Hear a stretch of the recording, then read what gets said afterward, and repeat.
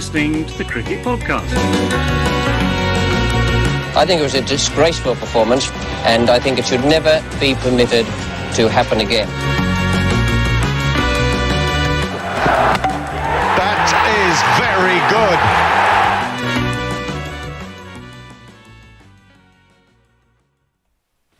Hello everyone and welcome to the Cricket Podcast. I think we managed to mess up another intro to a live stream there by accidentally having the bit before we start the show, opening the show. Anyway, I'm Jack Hope. I'm joined by Ross Legg. How you doing, Ross? Could be better, mate. What a start to the IPL. I'm joined by Maxwell Brown. How are you doing, Max? Yeah, very well. Nerves still frayed after that. And I am joined by the newest Royal Challengers Bangalore superfan in the world, Dan Weston. You must be excited, Dan, after your boys put in a terrific performance today. There's only two things I've got to say. The first thing, and I hope Ross you'll join me on this, is RCB. RCB. And the second thing, boys, never in any doubt. Right. Sometimes, when we do this, or every time we do this, to be honest, there's a little bit of a gamble, isn't there, boys? In as much as we don't know what the game's going to be like. When we decide we're going to do a post-game show, we commit to like 4 hours of watching cricket. And then we commit to about an hour of making the show. And sometimes the matches, they aren't very good. Today, that wasn't the case. It was an absolute cracker. Max, your job is to summarise that game in sort of 30 seconds to a minute. Quickly run through the key points so that we can get into the detail. Absolutely. First game of the IPL season for 2021, and we couldn't possibly have hoped for a tenser start, could we? Kohli won the toss and put Mumbai into bat, and they got off to a slow start as it looked like they were sort of trying to get to grips with the pitch. But once they did, they really kicked on, and it looked like they were going to impose a pretty big total that was potentially going to be quite out of reach. And approaching the final few overs with Mumbai going well, what we all thought we knew about RCB's death bowling and what we thought we knew about Mumbai's ability to strike the ball, it started to look a bit grim for Kohli and RCB. But they found an unlikely hero in their domestic journeyman Harshal Patel, whose final over went for 1 run and featured 3 wickets, which tipped the game right back into the balance. RCB then took a slightly different approach. They started fast and then ground to a halt in the middle after Kohli and the excellent Maxwell had departed, with Boomer and Janssen clawing things back with 2 pretty tight overs. AB de Villiers was, we might have questioned why he came in so low, and he may have answered those questions, because he did not look like a man who'd not played cricket for 5 months, and he reminded us all how good he was and why they call him Mr. 360. And he took it to the final over, where despite Marco Janssen's best efforts, and they were good efforts, there was never going to be any denying, was there, that Harshal Patel was going to hit the winning runs. It was written in the stars. That was a good summary, Max. What a fantastic cricket match. Ross, where do you reckon we should start on this one as you have a swig of your beer? I think let's talk about the team, shall we? And actually, the kind of different approaches that they went for. So, Dan, I saw opening up, you said that actually RCB had chosen their team more than likely based on conditions today over the Mumbai. Why did you think that? Well, because they went with potentially 4 spin options, and obviously we've seen in not just in recent years in the IPL, but also further back in time as well, that Chennai is usually a spinner's paradise. However, spinners didn't really go that well today. And I wonder also whether that was because there wasn't that many good matchups for spinners in the actual match as well. So, for example, Washington Sundar only bowled 1 over, and he took the wicket of where is it now? Chris Lynn. But I think that he had Kishan at the other end, so he was bowled into a left-hander as well in that over, and you can understand that. Maxwell didn't bowl at all, and I think that was because they never really got the opportunity to have good matchups against left-handers very often. Mm-hmm. And in fact, I would go as far as to say that you don't need to play Sundar in those type of matches when you've got Maxwell in your team already, because actually Glenn Maxwell's numbers against left-hand batsmen, which is the primary matchup for a right-arm off spinner, are very, very good and a lot better than a lot of specialist spinners indeed. So they could have probably packed the batting even more left Sundar out, and based on his efforts with the bat, you'd say that probably wouldn't have been a reasonable shout as well. Yeah, I thought it was interesting the way in which the Pacers actually did reasonably well in this game, and building up to it, we said that Kyle Jamieson had gone round the park for New Zealand against the Australian B/C team. Max, you're a fan of the 6'8" giant. Yeah. He impressed today, right? He did, yeah. I think he bowled quite cleverly today. He used the conditions to his advantage. Obviously, with the height he's got, I think he bowled a bit of cross seam, and with the natural angle he has, that certainly added to the potency of that approach. And ultimately, yeah, very very impressed with how he did. So looks like. So far, RCB might have got a useful Kyle Jamieson and not a playing against Australia Kyle Jamieson. Maybe he was lulling everyone into a false sense of security. Because he knew playing the long game. He knew that with that price tag, he had raised expectations. So maybe just to manage pressure on himself, he lowered expectations by performing badly against Australia. And now we're all kind of satisfied with Kyle Jamieson, aren't we? No one's saying what a disaster, but maybe we would be saying, oh, he could maybe have done more. Had he not been terrible against Australia, I thought the RCB selection was pretty odd, to be honest, and I thought it was a little bit of a gamble. As well. That's a polite way of putting it. Yeah, they basically picked 4 batters, which was a risk. I mean, a risk that obviously paid off. But Ross, sort of as you kind of alluded to, it did give Kohli a huge amount of flexibility in terms of the type of bowlers he could turn to at different points in the game. And also, when it turned out that the pitch maybe wasn't quite as spin friendly as the Chennai doomsayers were saying it would be, because a lot of spinners, I mean, were going around the park a little bit, weren't they? It meant that he had Harshal Patel to turn to. On a scale of 1 to 10, Max, how surprised? Well, actually, on a scale of 1 to 10, how much knowledge of Harshal Patel did you have before today's game? Did you say on a scale of 1 to? I'm just trying to work out what the bottom end of the scale is. If 1 is I didn't know who he was, and 10 is we're actually good friends. I'm afraid to admit it's 1. Honestly, he was fantastic, wasn't he? He's the only player ever to take 5 wickets against Mumbai Indians. He finished with 4 overs, 26 for 5. Obviously his best figures in T20 ever. And before today, he'd never taken more than 3 wickets in a single innings. Dan, did you write about him in your book, or did this one come out of the blue for you as well? A little bit out of the blue. He's been around the IPL scene for a little while. He was at Delhi before, I think, and did he play for Gujarat Lions at one point as well? I can't remember, but he's kind of been a fringe player for a number of years. One of those guys that, on the whole, probably doesn't justify a place in the team via their batting or their bowlings, but he's kind of that utility player, the spare player, if you like. And that spare player did pretty well today. He certainly did. Ross, we'll finish on Harshal Patel here. Do you reckon we'll see a better final over in the other 5,000 games in the IPL this year? Was it nearly a triple wicket maiden, wasn't it? Yeah, I think is it 3 for 1 off the last 6 balls of the innings? I mean, you are taking that and running, aren't you? Every single time. There's that bit where he realises now he's not going to do any better the whole way through the tournament. So you talked about Jamieson managing expectations. I'm afraid it's got the opposite way for this guy. He's going to have to get injured in training, I think. It's the only way. And in the auction, it was all about the people who could bowl near enough 90 miles an hour. And everyone was like, it's got to be pace, it's got to be pace. The English seamers should have been in it. Darren Stevens should have put himself in there and then wobbling the ball around. He could bowl a good Yorker. So missed opportunity, I think. It's got 100 today as well. Yeah. So to sort of wrap up the first innings then, there's a couple of other things we need to talk about. Chris Lynn, he scored the most ugly but most effective sort of 49 to put Mumbai in quite a good position. And it really did look like their fearsome middle order of the Pandya brothers, Pollard, was going to take the game away from Royal Challengers Bangalore.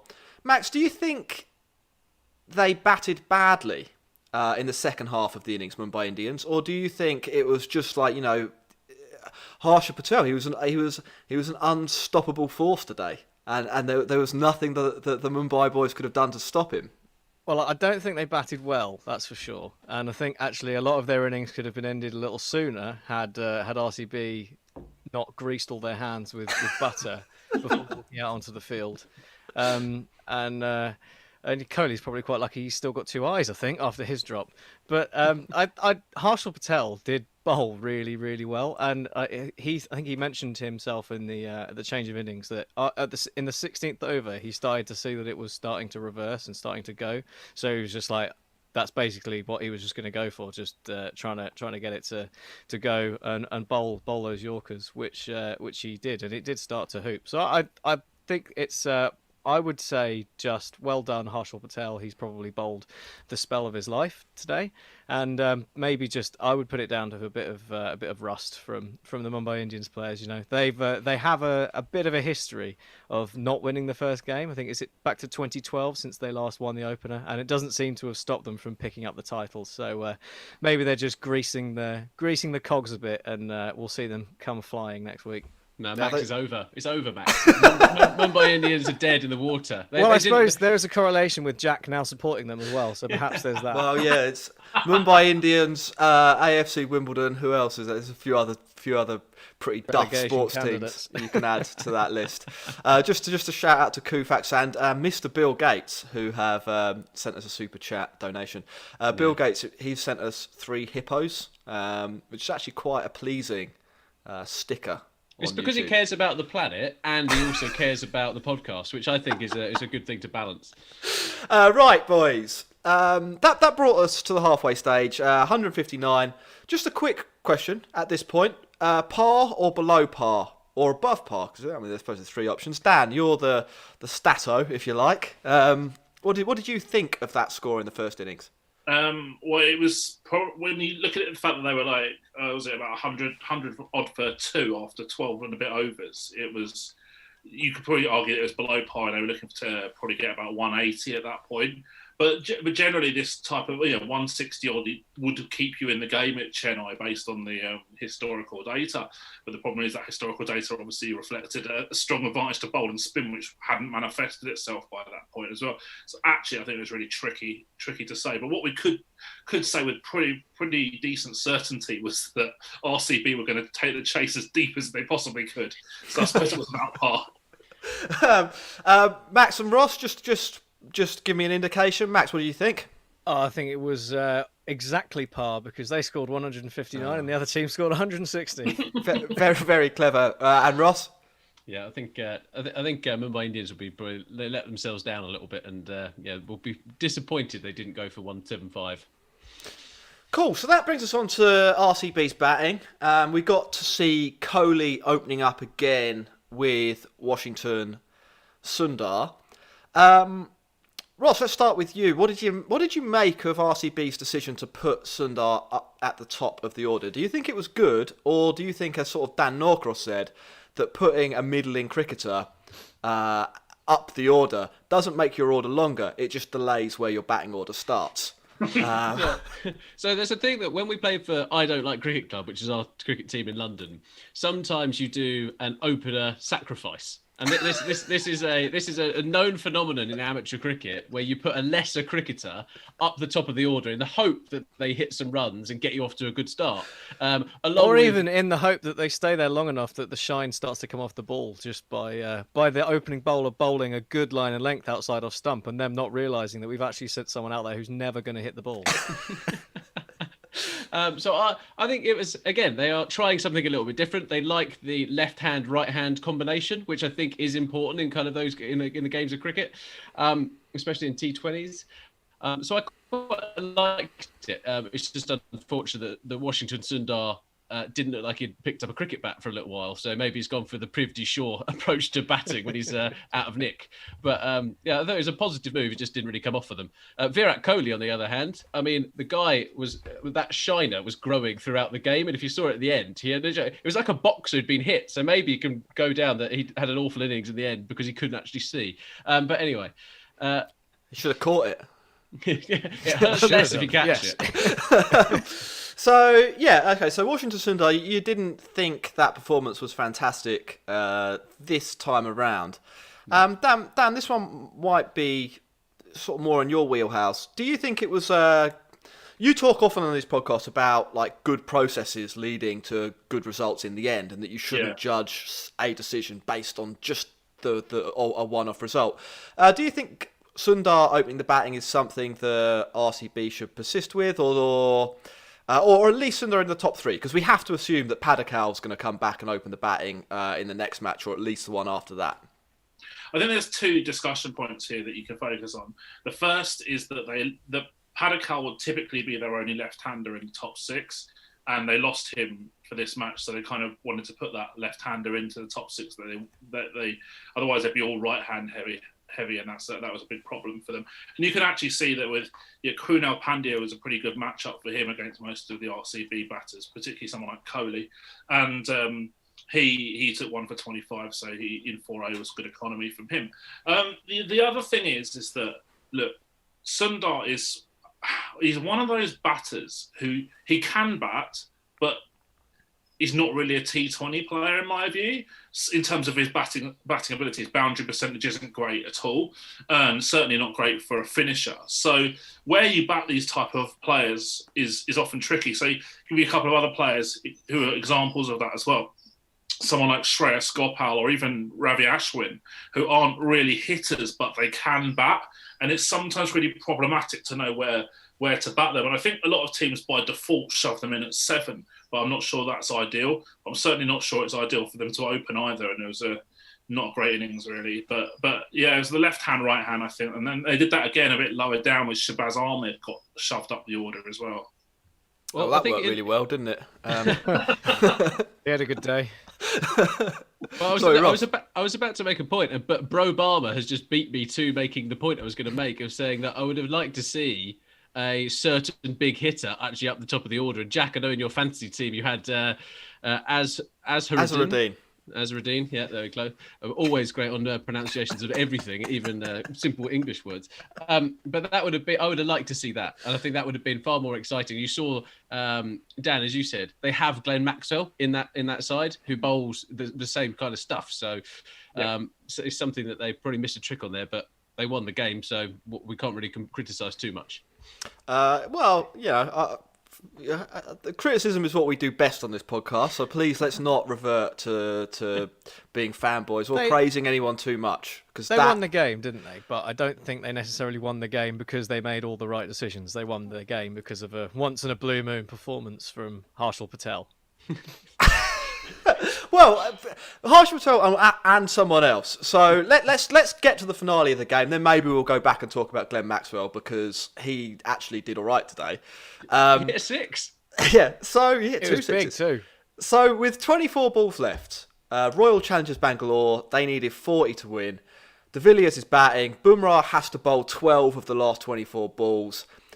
Basically, that was the IPL distilled perfectly down into 4 overs. That's why the 4 of us love it. That's why any cricket fan really should be on board with this tournament, because you're just like, when are you going to get to see that? I mean, like, De Villiers doesn't play international cricket anymore, so it's literally just this tournament. You're going to see a generational talent in De Villiers and a generational talent in Bumrah going head to head in a finale, in the opening match of a tournament.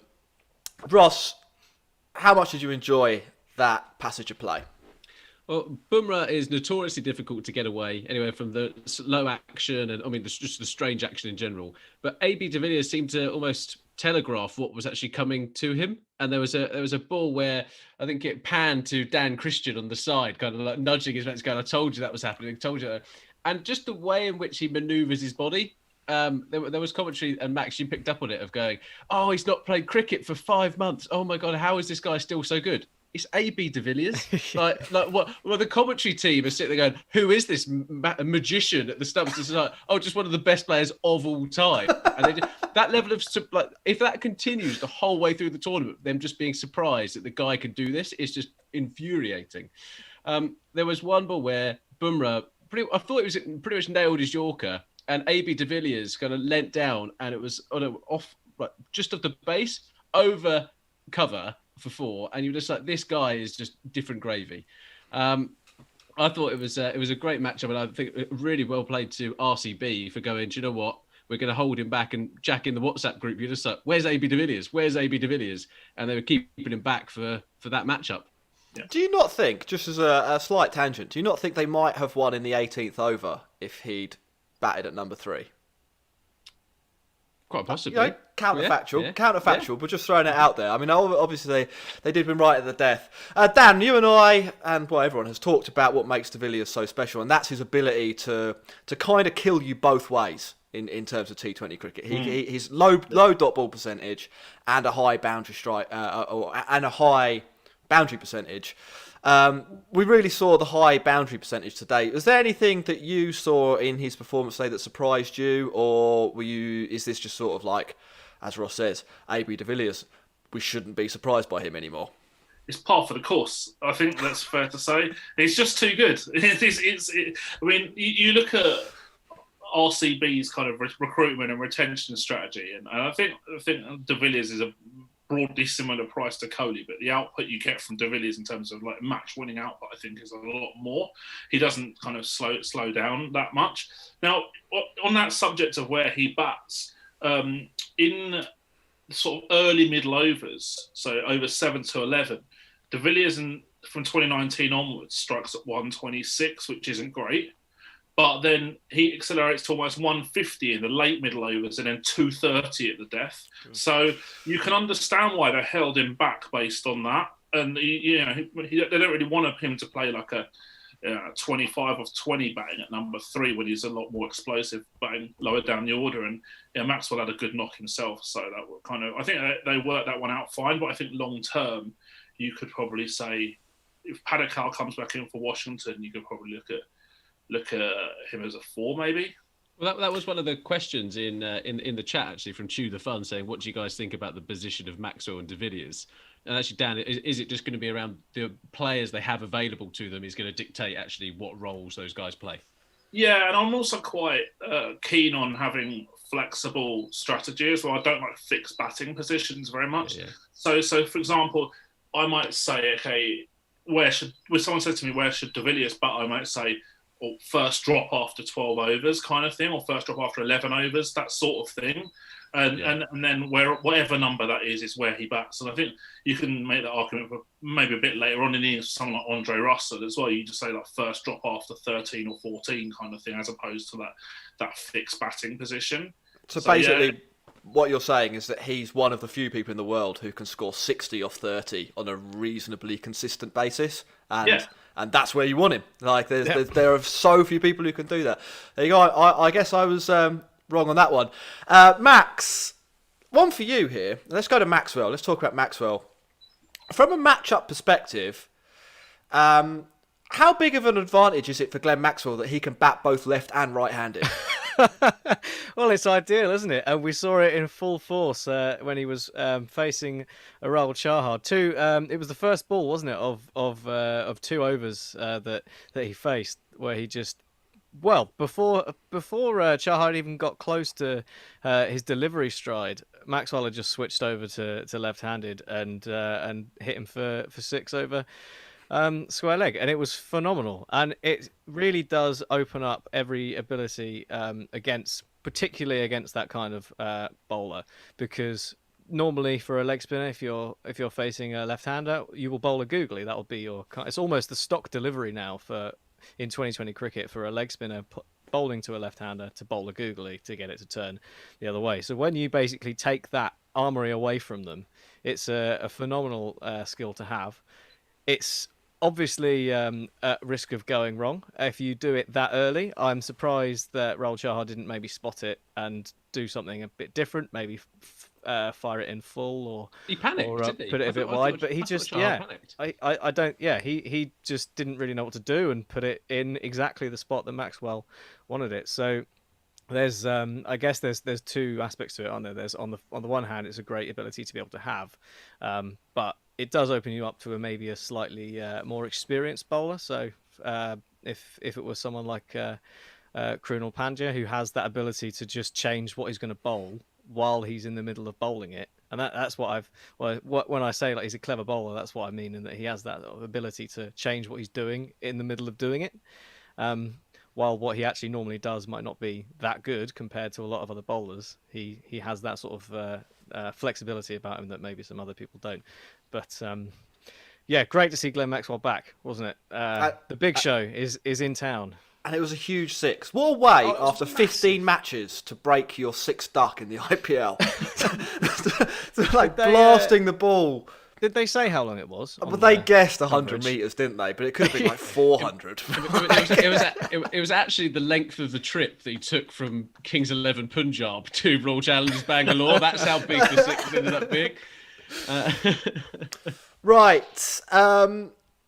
Let's move on to talking about what we learned from this, because it's the first time we saw both teams, and we've got a question from Twitter. Then we'll do a few questions in the chat. Dan, I know you have a little bit of a deadline, so we don't want to go on too long. We'll try and do about 10, maybe a little bit more. Talking about what we learned from both teams. We're not all going to get a say on this. We're just going to have a thing each. Ross, I'm going to go with you first. Your question is, what did you learn about the Safari SUV versus the Outros? Well, it comes in a nice blue, which I think is very important, actually, and it's a bit easier to see. There's no risk of actually it being behind the bowler's arm and it coming out of the red Outros, which I think was an issue at one of the UAE grounds. What I do like is how much it pains they haven't even really changed the script. It's not even like oh, here's a brand new car. It's kind of just like someone has like a piece of paper and they've just scribbled out Outros and put Safari, which I have an abundance of respect for. Max, you get to pass judgment on Mumbai Indians. Were they better, worse, the same as you expected? Let us know. Well, I expected them to win, so I would say they'd be worse than I expected. But actually, I don't think there's anything there that I'm that concerned by from their point of view. I think they came, like I said, they came into a situation where they faced a couple of really high-class performances. There are a couple of things that could have gone either way that would have just changed the result of the match. And ultimately, their record of losing first up seems to do them quite well. So, no cause for concern. I think there was a bit. Sorry, just to jump in, but I think there was a huge issue today around Hardik Pandya and Kieran Pollard not actually bowling. So there was a bit there where medium pacers kind of worked on this surface, and I mean Hardik Pandya wasn't even throwing the ball in the outfield. No. That is a major issue for them if they're going to play that side. Is it? Not a good sign. Dan, you as the RCB fan amongst us, I know you've got a long and storied history following the Royal Challengers. What did you make of them? Did they pleasantly surprise you or not? They pleasantly surprised me because they got the win, and obviously I think we've got the purple cap holder now in Harshal Patel as well, so you can celebrate that probably for a fortnight as well. Well, no, I mean they didn't surprise me in a lot of ways. They did and they didn't. They made some good decisions, I think, and some weird decisions. So I guess again that's probably par for the course, really. Kohli still, I think, has that issue against spin in the middle overs. So against spin today, he faced 15 balls and only scored 13 runs and didn't score a single boundary. So that he still really needs to up that spin intent, and that for me is a big problem and a big stumbling block they might face this year unless he sorts that boundary intent out against spinners. Was pleased to see Patidar get a go. I sort of mentioned, I think, in one of the earlier pods pre-tournament that they've got some talented hitters who could come in and do a job. Azharuddin obviously is another one as well, and KS Bharat too. But one thing I was surprised about with Patidar was that the commentators, when he got out, the commentators have said it was a short innings from the youngster. Well, the guy's 28 in two months' time. So, it's almost like they've done no research. Yeah, he's only a youngster who plays for CSK if he's 28. It's a bit like Surya Kumar Yadav when he was playing for India, and people were like, "Oh, it's great to see that it's like some young Indian talent breaking into the team." It's like, what is he? He's 31. 31. He's 31 in September. I thought it was interesting with RCB. We all sort of said this on the RCB preview that their first 11 is actually super competitive. They didn't pick that first 11 though. Well, that was interesting. That was the sort of first interesting point. But we did see the value, I suppose, of having players like Maxwell and having players like Villiers and even having players like Kyle Jamieson who bowled well. Like I mean, I know Harshal Patel is going to take all the headlines, but they don't win that game unless they have Villiers. And probably they don't win that game unless they have Maxwell as well, who was able to sort of support Kohli a little bit. And probably they don't win that game without Kyle Jamieson bowling like a decent spell up front, keeping it tight in the power play, and then coming back a bit later to take he got Surya Kumar Yadav out, didn't he? So, there is if you have concentrated talent in individuals, you can pull off big wins. It's I guess for them long term, it's a question of whether that's sustainable, and that takes us on to our Twitter question of this show. I think there might have been a couple more in, but because we had quite a tight turnaround between the end of the match and us going live, we've only got one. That was from Rick and Patel. And he says, we've seen these types of wins for RCB for years. De Villiers or Kohli carrying them. Are they sustainable, especially with their bowling performances? He says, I doubt we will ever see Harshal Patel bowl that well ever again. Max, are they sustainable? I really don't think so, because you might be able to rely on two. You said basically they've got 4 batsmen, right, in their lineup today, and 3 of them batted really well, and they won the game. If they were chasing a slightly higher target, I just think you need more from the people around them, and that's. I mean, they've got Paddock to come back, so that will help. But I think an over reliance on 2 or 3 particularly high quality players is just not. It's not going to win you tournaments. It will win you big games, and I think this is a prime example of that. And yeah, the stats do not bear out that Harshal Patel will ever do that again. Does anyone disagree with that, Ross or Dan?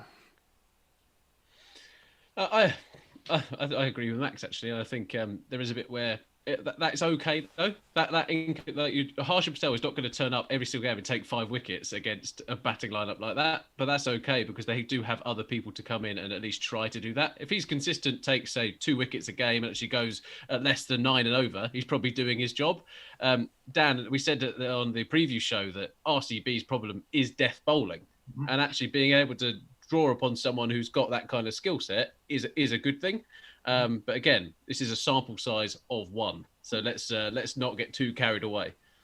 Yeah, Sure. I agree with that. And I mean, personally, the newly crowned super fan of RCB wants me to turn around and say that this is the start of our title challenge. It's amazing, isn't it? What drawing a piece of paper out of a hat can do for logical thought. but I'm not sure that it will be. The death bowling issue is the real problem for me. It's just a massive hurdle to overcome Because it's too good. Well, I wish it was. I mean, Jamieson bowled 1 today, and obviously, kind of, might have Siraj and Saini to bowl a little bit normal circumstances. Harshal Patel actually he's bowled 9.5 overs in the last 5 years, last 4 years at the death. So the fact that he's probably not going to be a solution to the death bowling issues is quite apparent. Although obviously it was very nice of him to do so today. Certainly a lot better than Corey Anderson managed a couple of years ago in a similar position. That's for sure. That's it. On the other side, on the opposite of the opposition, were you impressed by Marco Janssen, who we've kind of picked as a potential star for this IPL? I mean, the guy, I didn't realise how skinny this bloke was. Like his arms, like the compression sock that he has on his arm, I was a bit like, I don't know what was going on there. Yeah, he's on my database of 100 young players to watch from overseas. So he's also got a twin brother who's quite good as well. A twin? Was he also 6'8"? Yeah, I think so. He's another left arm quick who bats a little bit as well. I was really, really impressed with him. He had a nervy first over. I think he went for 15 odd, and it featured. It was at no ball and a wide, I think it was. And he was absolute quality after that. I was so impressed with him. When they picked him today, I was pretty surprised, and I thought, mate, this year I expected him to just be kind of like a net bowler, and then if he kicked on in the next year, then they've got maybe a cheap retention of an uncapped player or something like that. But wow, yeah, it really impressed, and yeah, maybe he might keep Coulter-Nile out the side in that kind of similar role. But here's hoping. Yeah, well, maybe, and I want to see Adam Milne get opportunities as well, because I like him more as like a 2-2 bowler, whereas Bolt's like a 3 power play, and then where'd you get the last one out of from him? And I think we saw that a bit today at the death as well. Yeah. Right. Ross, I don't know if you've been paying attention to the chat. Have we had any questions in on there? Because I've got one lined up on Twitter, if not. And if you've got any questions, sling them in the chat. Ross?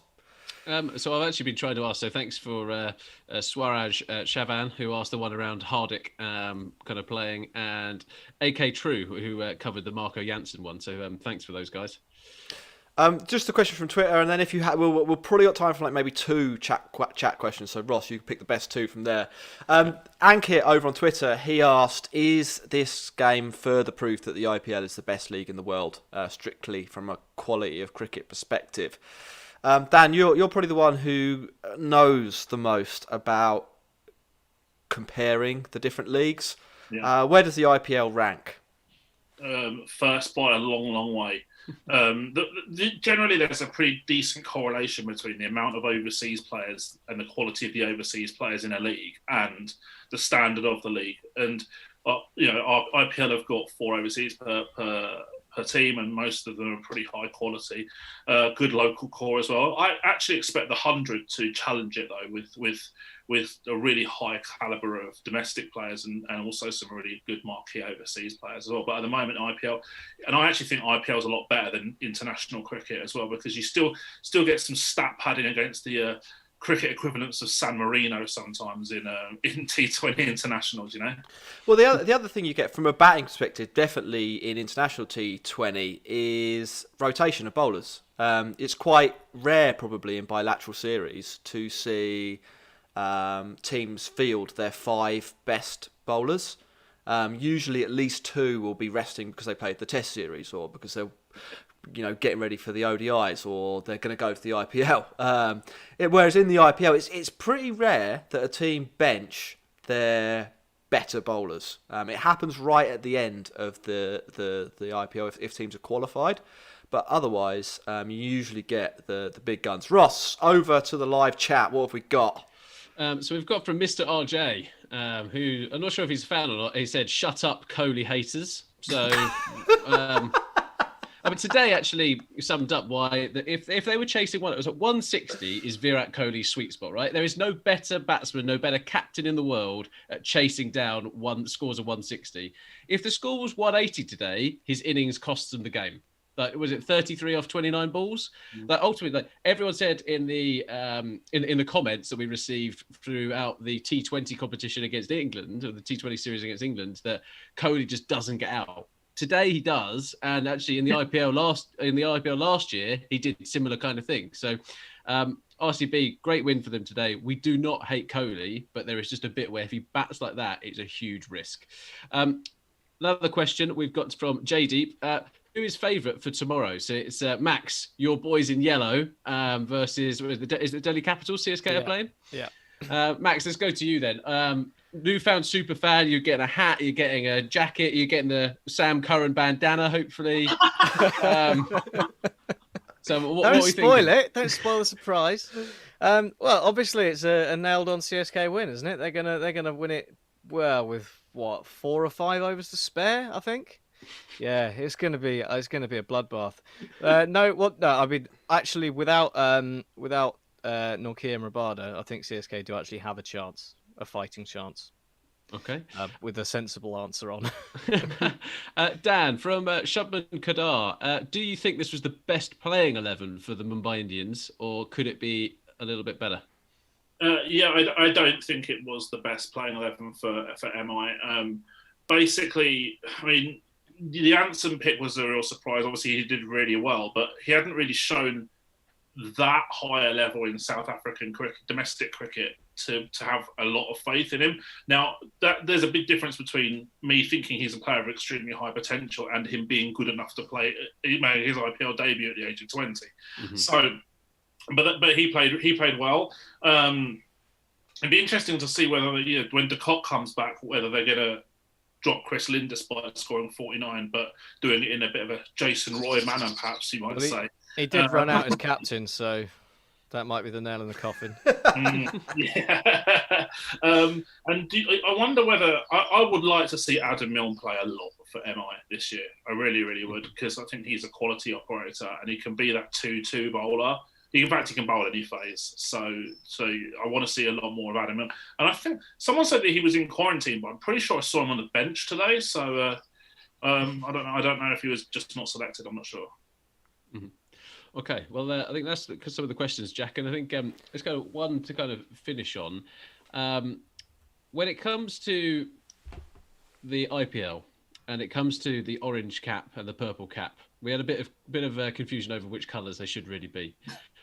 Glenn Maxwell, is this his year, Jack? Is this finally the big show's year? It's pretty hard to say, isn't it, with Glenn Maxwell, because he blows so hot and cold. Nobody knows. Nobody knows. Glenn Maxwell doesn't know how he's feeling. If it's Glenn Maxwell's year, it's RCB's year. That's my feeling. Any pundit who's got a definitive answer on whether it's Glenn Maxwell's year or not, have we got the Sports Almanac? Is a liar. What I will say though, no, it doesn't matter. That's for another time. I think that kind of brings the Cricket Podcast to a close. Ross, remind people what to do one last time. If you have loved watching this, please like and subscribe to our channel and follow us on Instagram and Twitter at The Cricket Pod. We will be back tomorrow with another live stream, I think, for CSK versus Delhi Capitals. We will, yeah. And we've got Dan Norcross, the voice of cricket in the UK, anyway, joining us. We only get guests called Dan. That's actually one of those. It's one of our unique selling points, actually. Thank you very much for joining us, Dan. Do you want to remind people one more time where they can find you, and then we will draw this to a close? Yeah, sure. You can find me on Twitter at SAAdvantage, and you can also check out my website. That's www.sportsanalyticsadvantage.com. Great. Thanks very much for watching and listening. We will be back tomorrow to recap CSK v Delhi Capitals.